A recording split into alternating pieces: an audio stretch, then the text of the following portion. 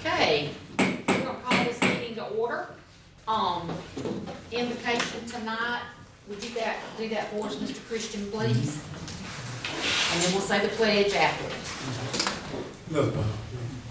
Holy Father, we thank you, God, right now for this day, God, that you have granted upon us, Father. We thank you, Lord, for the beauty of today, Father God. And Indivisible, with liberty and justice for all. Thank you. All right. Everyone have an opportunity to look at the agenda. We can wait a couple of minutes if y'all need to look at it again for review, and then somebody make a motion. So moved. All right, thank you. Do I have a second? Second. All right, all in favor? Aye. Thank y'all. Okay. Look at the minutes from our regular meeting on February the 3rd, and we have the work session minutes in there also in your packet. So you can scan through those real fast like if you don't mind, and then somebody can make me a motion.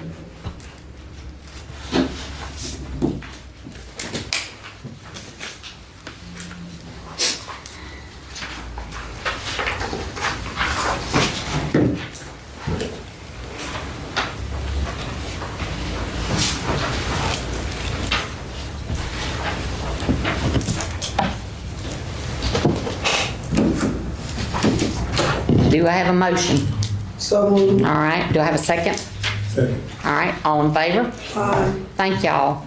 Now, the next is the citizens to be heard. I'm gonna read my little blurb again tonight that I read last time. This is the citizens to be heard portion of the meeting. We ask that you come forward and state your name and address so that we may have that for our records. Our policy requires that you stay under 3 minutes so that others have time to be heard. Please direct all comments to council as a whole and do not attempt to engage individual members of council in debate. It is this council's policy to follow through with you on your concern. Additionally, we ask that any groups that want to address the council designate one spokesperson to represent the group and their comments. Again, this will ensure that others have time to be heard. So having said that, anybody want to stand up and be heard? Anybody? This is your opportunity, all right? So, Andrew A., 401 South Florida Street, Quitman, Georgia. Okay, I asked him several questions or concerns last month. I don't know if you guys remember or not my concerns, but I don't know if you got a chance to think about what I asked last time. I don't remember what was I asked. got more this week, so about more this Okay. week, so I'm just asking. Go ahead. To sum it up, the Walker Street School, the funds with that, what they're doing with that building, the area, whatever. You guys look over the rest of it later on. But the new concerns with G.B.R. I do appreciate the police department for coming out under 2 minutes to address the concerns, my fence. So I do want to say thanks out to all the officers involved, and now my dispatch. That's good. Appreciate whoever cleaned the ditch out. I appreciate that in my yard. I do appreciate them putting the sign back up. Now this has nothing to do with anybody here, but it got everything to do with you guys. So with the previous city manager, are we still paying him? Do we buy him out of his contract? What happened with that whole situation? I know they let him go. I know he was up under contract when he got gone. So do we have to, did he just leave without us having to give him any more money, or? Do we need to respond to that?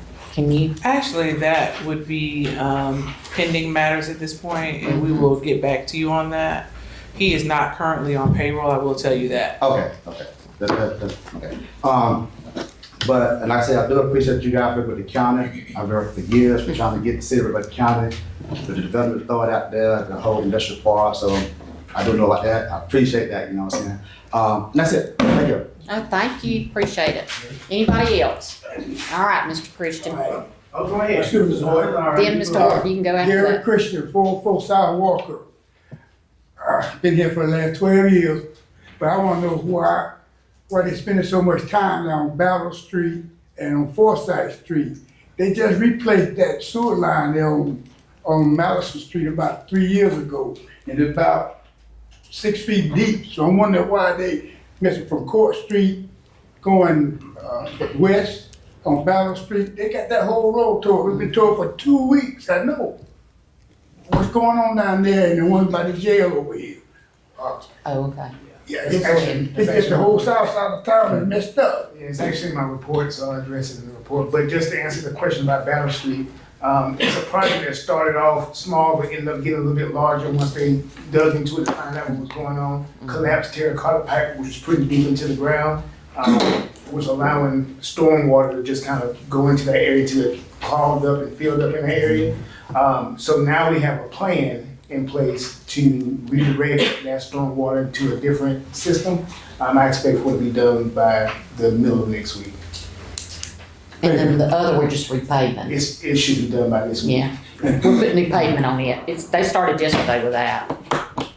Okay, is that it, Mr. Christian? All right, Mr. Horton. James Horton, 212 North Walker Street. I'm a lifelong resident of Quitman in Brooks County. I'm sure some of you know me and some of you do not. I've been in Quitman with different businesses and living here in historic homes and things like that for my whole life. And I think I do want to say I appreciate the city, first of all, recognizing that the storm drains are not working all over town and that there are broken grates where people can get hurt on those storm drains. And I realized recently behind my house, there's one the size of a casket that's 6 feet deep that anybody could fall into. And the city put a board over it and a cone. And I'm very appreciative that that's been recognized. I'm not here to say anything, but thank you for that.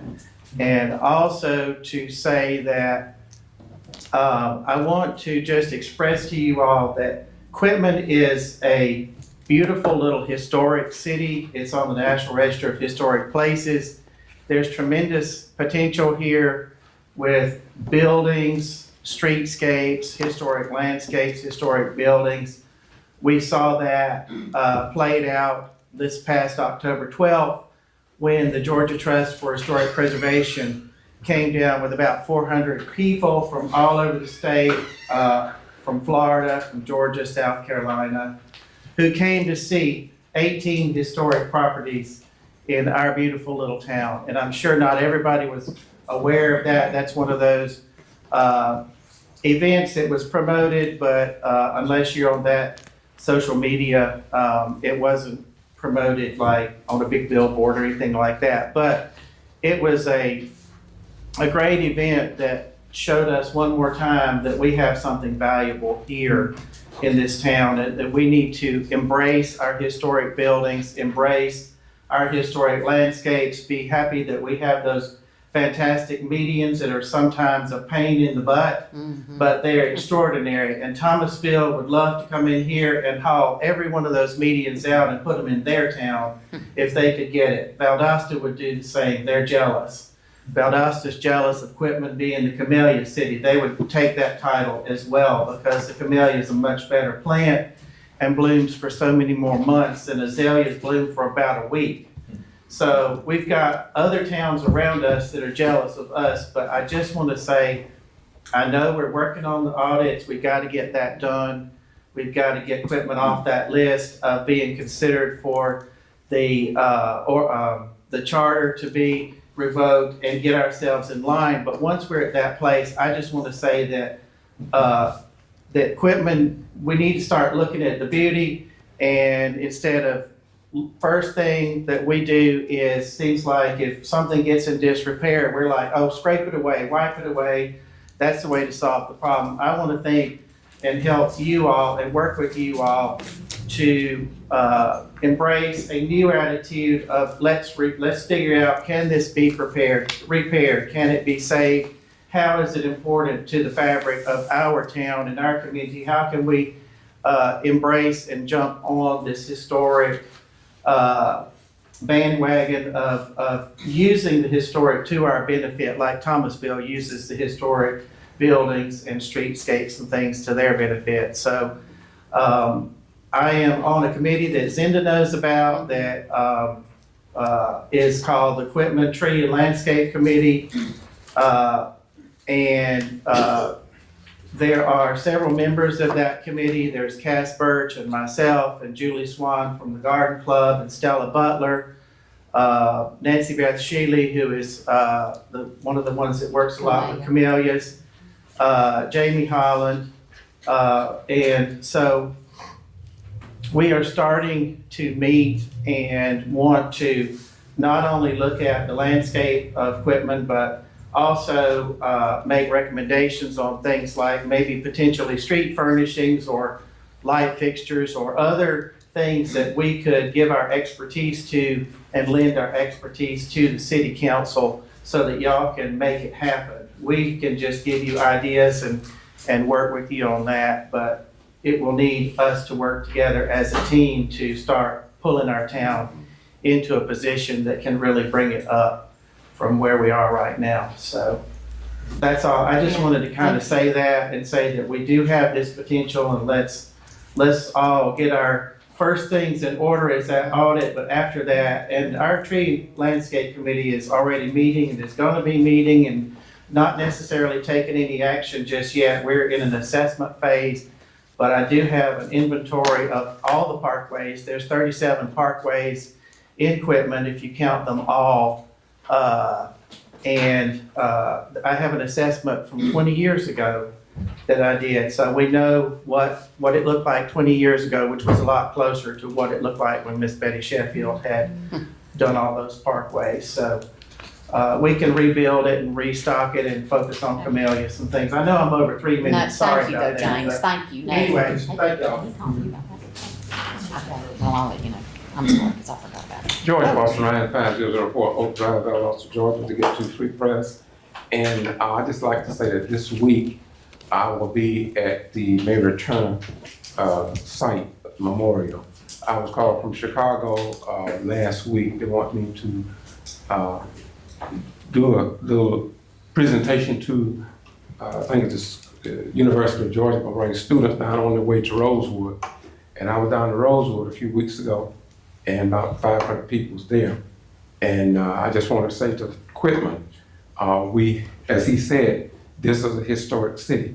I have presented it to the city council here, when he was over there a couple of years ago, is that you all do house or maintain or have in the city the old sheriff jail, the old county jail. And I don't know if anybody have looked into it in terms of preserving it. It have a potential of bringing much revenue into the city in dealing with that week of terror in May of 1918 when Mary Turner was lynched along with 12 other people. And so I just want to be on record to let you all know that we need to start doing something along those lines. There are cities that's being paid millions of dollars through grants. Professor Marvin Dunn from Miami, he will be with me this week. I was in Rosewood with him, and he's a historian, over 20 years at University of Madonna, Miami. And so I just want to say to you all that keep your eyes open, and if anybody want to get with me about when the bus will arrive to be there, it's a historic event. Family members who are actually living in Brooks County, some in the Quitman, Thomasville, Hayhira, all around, that are descendants of the Mary Turner lynching of that week of terror when they killed that black lady and cut the baby from her stomach. Whether we like it or not, it happened, and Quitman can get revenue from it, just like Montgomery, Selma, all these places, looking back at the past, they're generating dollars. And so just want to keep that in the mind of you all that may want to look into it. Thank you. All right, thank you. Anybody else? Okay. All right, so we'll move on. Next is the mayor's report. I don't really have a whole lot because Mr. Lawrence will be doing the report for the city's management report. But we do have Georgia Cities Week coming up again. It is April the 20th through the 26th. I don't know if y'all remember, but we've been doing that. Here's thank you. Somebody calling the phone tonight. Anyway, we will be doing different events for that week. We have a committee with employees from the city that are working on the committee and deciding what we are gonna do. I know we're gonna do the touch truck again like we've done in the past. and other events. We haven't finalized it yet, but we'll have it final for you guys in April, and our meeting in April to let you know. We wanna try to get the downtown businesses involved also. They're willing to do some things that week, so we really need to talk to those too, Amber. We had that little meeting last night, and some people were asking about it. But anyway, that's all I've got is the Georgia Cities Week. Like I said, April the 20th through the 26th. Go ahead, no, it's police report, sorry. Chief McGee, Alrighty. brief synopsis of what you talked about already. Yes, ma'am. Yes, ma'am. Good evening, everybody. Our activities report from the police department from February. We had 483 calls, dispatch calls. Number of arrests. We had 10 arrests, 4 DUIs, and 6 driving while license suspended. Traffic safety encounters was 269. We're now at 11 certified law enforcement officers and 1 cadet in the academy as of right now. I also want you to be aware of the springtime. The weather is heating up, so the crime goes up. So I've had a meeting with my team to monitor more vacations. I spoke earlier in the crime hall meeting that if you're going on vacation, use us as much as possible. Call dispatch and let them know to have a special patrol around your house. Let us know when you're leaving, when you're coming back, so on and so forth. So we can constantly keep monitoring your area around your house. Car doors, keep them locked. Please keep them locked because they're aiming for that. They come and check your doors on a regular basis. House, windows, making sure your lighting is well around your houses so you can actually see great visibility.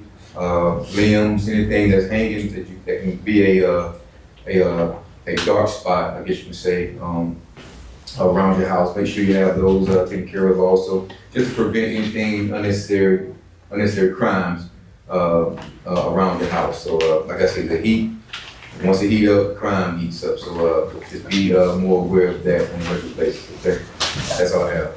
Thank you. All right. Chief Tony? Yes, hello, I'm not nearly as busy as the police department, but his 400 plus calls, we had 28 calls. I know, that's a good thing. The majority of which, I believe 12 or 13, were just your routine med calls, nothing really significant to report in that matter. Everyone is now certified, so we're gearing up to prepare for our next ISO audit, which I believe is mid-2027. That just entails hose testing. We test every section of hose throughout the year. That we do on our own. We're going to need 3 vendors to check our SCBAs. It's our annual checking our air tanks. The ladders that we have, which is only 6 ladders. We have 3 ladders on each truck, and the actual pumps that we use on our apparatus. Those 3 tests will require an outside vendor. Everything else we can do in-house now. We can check our hydrants ourselves, our pre-plans. We're well up to date with our training now, considering everyone was certified. We already have over 120 documented hours of training just this year. We train 4 hours a day, every day. And we're just responding to calls and get preparing for our ISO. That's really all I have. It's nice when you have low calls Yes, and he ma'am. has the high calls. Yes, I ma'am. mean, Very relaxed. yeah. All right, city manager's report, Mr. Lawrence. To the mayor and council, I'd like to begin by recognizing the significant work that is currently taking place in the city by our utility and public works crews throughout the city. We have multiple infrastructure repair projects underway at the same time, many tied to aging systems that require attention. Despite the volume and complexity of the work, minimal progress is being made. Sewer infrastructure has been a primary operation focus for us. Repairs at West Battle Street and South Court Street are progressing. We expect for it to be completed by next week. A repair between China Hut and O'Reilly's has been completed.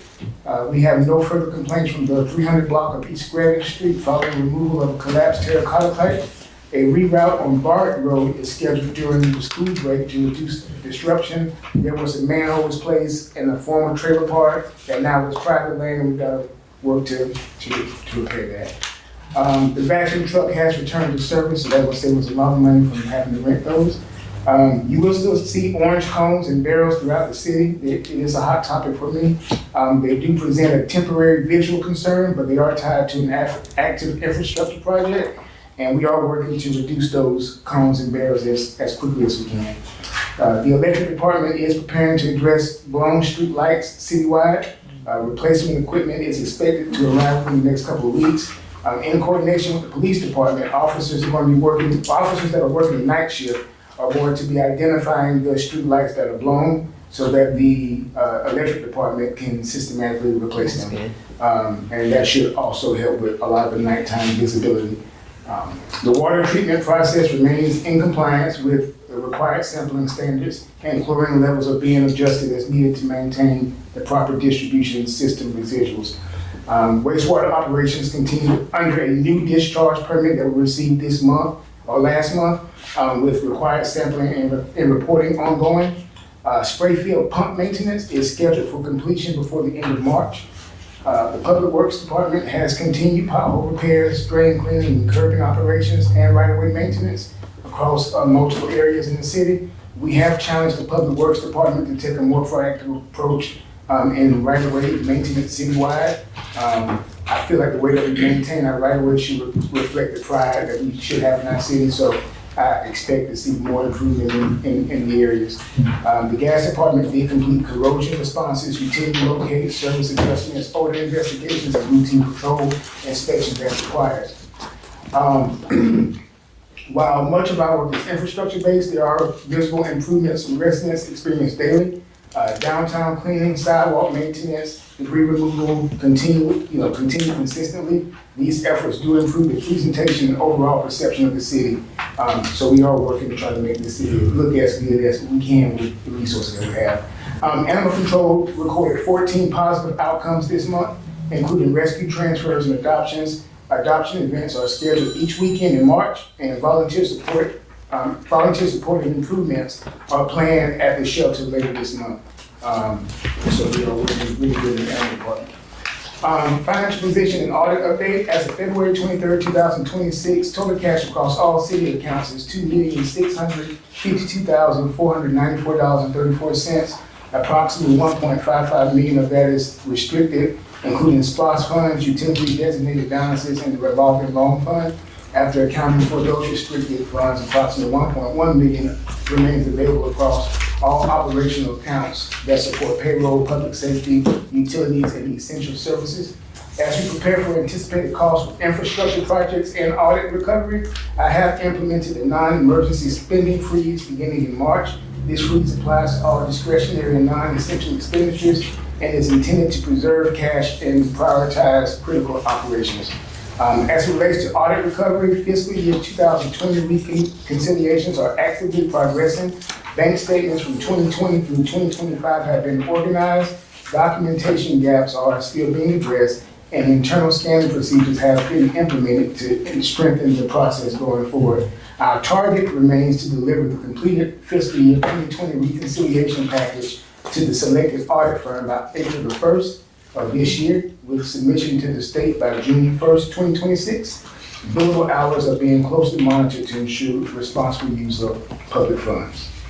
That's it. Any of y'all have any questions on that? Okay. All right, I'm out here. So we're gonna go into executive session, and then we will be back out. We have a personnel matter we need to discuss, so I'm gonna have somebody make a motion to adjourn, and then we'll come back out, and we've got items 8 through 14 on here that we will discuss when we come back out, correct? Okay, all right, I need a motion to adjourn to go to executive session. Thank you, do I have a second? All right, all in favor? Thank you, let's go to executive session. We'll go in there, guys, y'all can stay in here.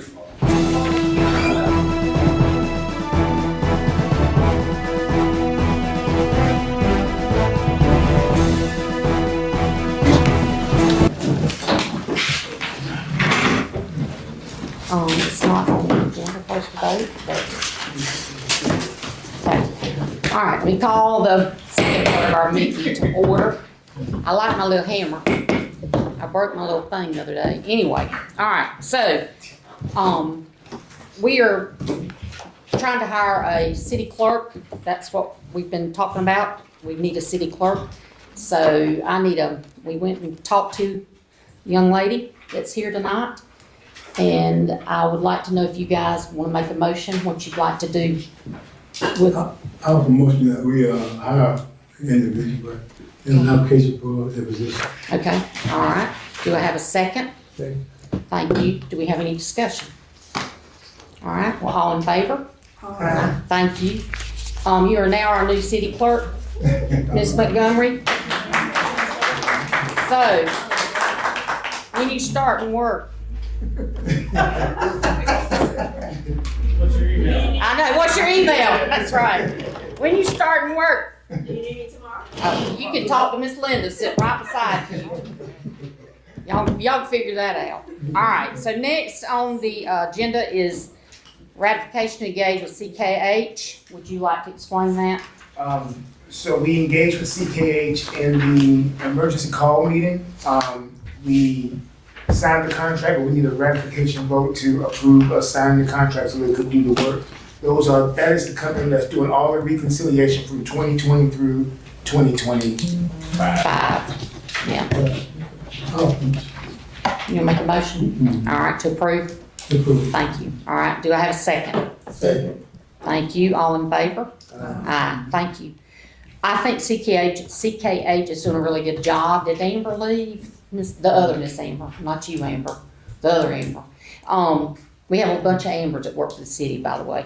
But I think that they're working well, and Amber's been able to contact them and stay in touch with them, and I think that's going really well, isn't it? I thought it was. Okay.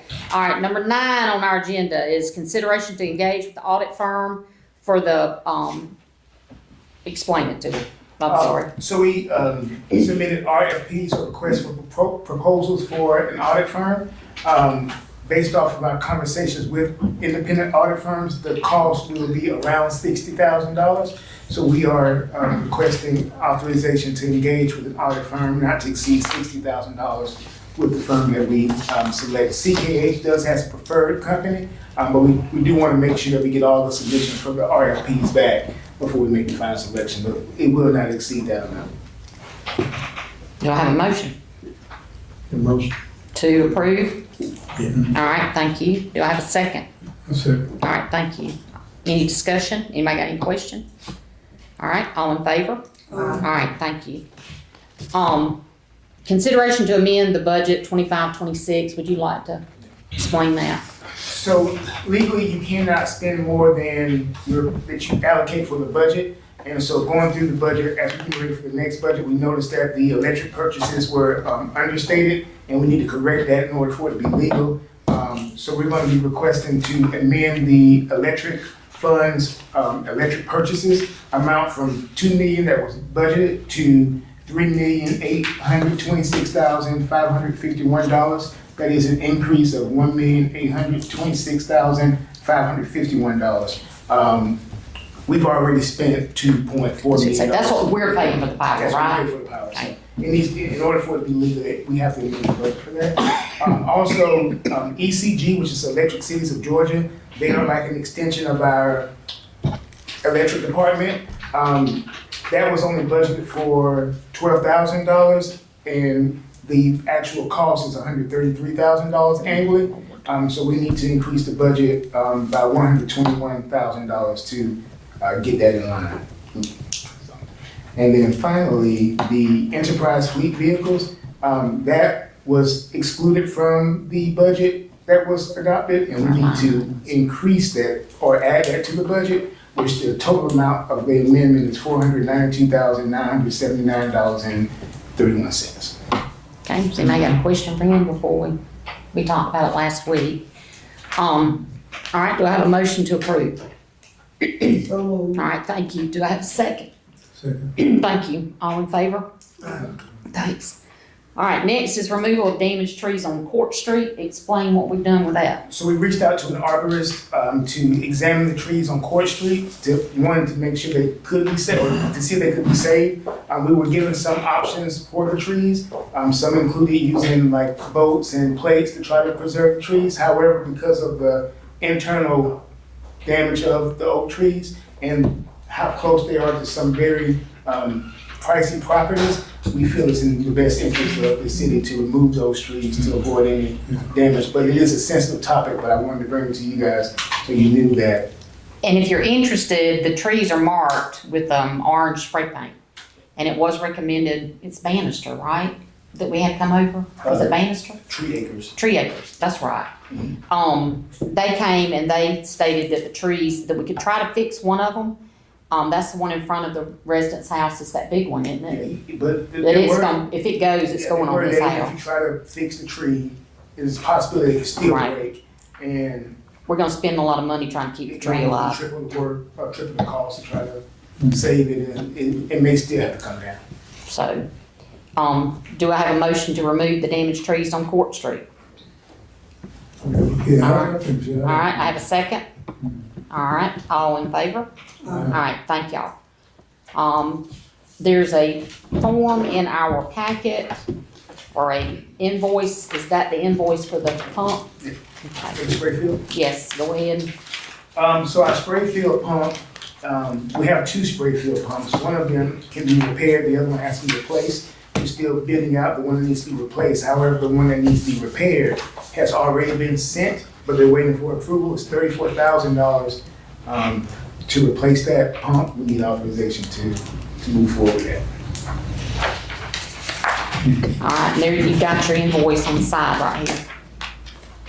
If you wanna look at the amount. And just to add that real quick, this pump may have been damaged by way of a truck hitting a pole. I have submitted this invoice to the insurance company to see if we can possibly file a claim for it. Yeah. But it still has to be repaired. All right, do I have a motion to approve the wastewater the damaged spray field pump replacement, or what do we do, repairs, excuse me. So moved. All right, thank you. Do I have a second? All right, all in favor? Thank you. Next, consideration to approve wastewater and lift station monitoring. That's been interesting. Go ahead. So all of our lift station pumps are monitored remotely, and half of them don't work. And so we don't have the ability to determine the pump cycles, whether or not they're going offline, whether they're staying online.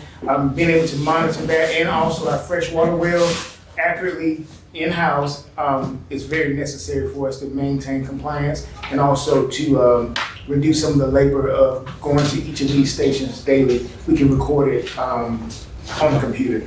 To restore this system is a lot cheaper than to replace it. The cost is $54,402.04. We don't plan to buy that tomorrow, but we do want the authorization to move forward once we encumber the funds.